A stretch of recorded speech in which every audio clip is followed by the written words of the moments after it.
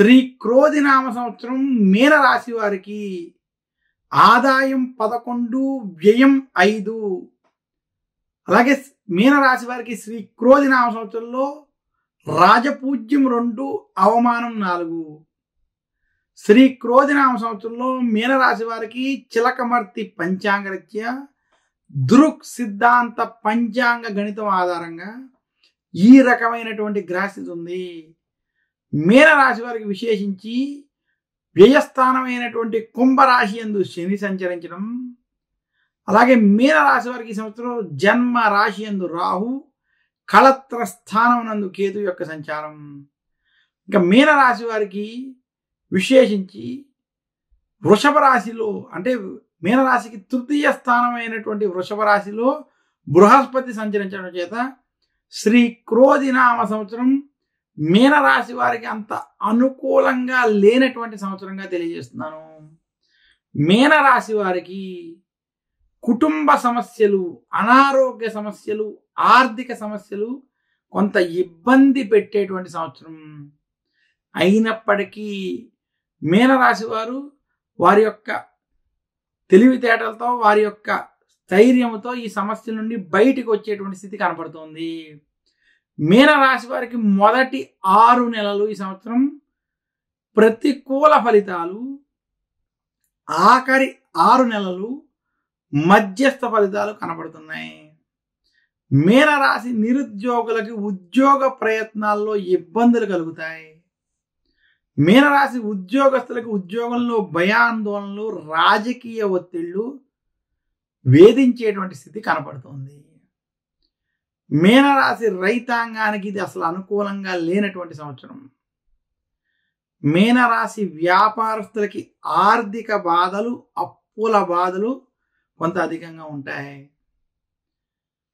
మీనరాశి సినీ రంగం వంటి రంగాల్లో ఉన్నటువంటి వారికి, మీడియా రంగంలో ఉన్నటువంటి వారికి ఈ సంవత్సరం కొంత ప్రతికూలంగా ఉండేటువంటి పరిస్థితులు గోచరిస్తున్నాయి. మీనరాశి విద్యార్థులకు ఈ సంవత్సరం కొంత కలిసి వస్తుంది. విద్యార్థులు విద్యపరమైనటువంటి విషయాల్లో శుభ ఫలితాలు పొందుతారు. మీనరాశి స్త్రీలు ఆరోగ్య విషయాల్లో, కుటుంబ విషయాల్లో ఖచ్చితమైన జాగ్రత్తలు వహించాలి.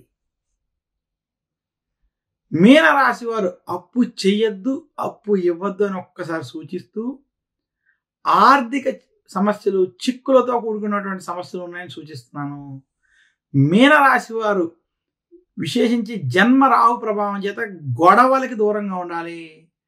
కోర్టు విషయాలు, కోర్టు వ్యవహారాలు, చికాకులు కొంత ఇబ్బంది పెడతాయి.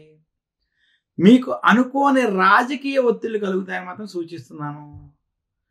మీనరాశి వారు విశేషించి వృత్తి, ఉద్యోగ, వ్యాపార పరంగా కొంత మధ్యస్థం మరియు చెడు ఫలితాలు ఉన్నాయి కాబట్టి గ్రహస్థితిని అనుసరించి ఆచితూచి వ్యవహరించాలని మాత్రం సూచిస్తున్నాను. మీనరాశి స్త్రీలు విశేషంగా ఆరోగ్యపరమైనటువంటి విషయాల్లో మాత్రం ఖచ్చితమైన జాగ్రత్తలు వహించాలని మరొకసారి తెలియజేస్తూ, మీనరాశి వారు శ్రీ క్రోధినామ సంవత్సరంలో మరింత శుభ ఫలితాలు పొందాలి అంటే నవగ్రహ ఆలయాలకు వెళ్ళి అక్కడ శనికి తైలాభిషేకం చేసుకోవడం, మందపల్లి వంటి శనికి సంబంధించినటువంటి క్షేత్రాలకు వెళ్ళి అక్కడ తైలాభిషేకం వంటివి చేసుకోవడం, ఆలయాన్ని దర్శించుకోవడం, గురు దక్షిణామూర్తి స్తోత్రాన్ని, దశరథ ప్రోక్త శని స్తోత్రాన్ని నిత్యం పారాయణం చేసుకోవడం, అలాగే విశేషించి మీనరాశి వారు శివాలయంలో అభిషేకాలు వంటివి చేసుకోవడం వల్ల మరింత శుభ ఫలితాలు కలుగుతాయని తెలియజేస్తున్నాను. మీనరాశి వారు ధరించవలసినటువంటి నవరత్నం కనక పుష్యరాగం. అలాగే విశేషించి మీనరాశి వారు పూజించవలసినటువంటి దైవం శ్రీ మహావిష్ణువు, లక్ష్మీదేవి అని తెలియజేస్తున్నాను. మీనరాశి వారు మరింత శుభ ఫలితాలు పొందడానికి నేను చెప్పినటువంటి ఈ యొక్క విషయాల్ని ఆచరించడం వల్ల వారికి ఉన్నటువంటి గ్రహ దోషాలు తొలగి శుభ ఫలితాన్ని కలుగుతాయని తెలియజేస్తూ మరొక్కసారి మీనరాశి వారికి శ్రీ క్రోధినామ సంవత్సర శుభాకాంక్షలు తెలియజేస్తున్నాను. ధను రాశి వారు ధరించవలసినటువంటి నవరత్నం కనక పుష్యరాగం. ధను రాశి వారు పూజించవలసినటువంటి, ఆరాధించవలసినటువంటి దైవం శ్రీమన్నారాయణుడు, విష్ణు సహస్రనామం వంటి పారాయణ చేయడం, నారాయణుని పూజించడం, అలాగే దత్తాత్రేయుని దక్షిణామూర్తిని పూజించడం వల్ల, దత్తాత్రేయుని యొక్క ఆలయ దర్శనం వంటివి చేయడం వల్ల మరింత శుభ ఫలితాలు కలుగుతాయని తెలియజేస్తున్నాను.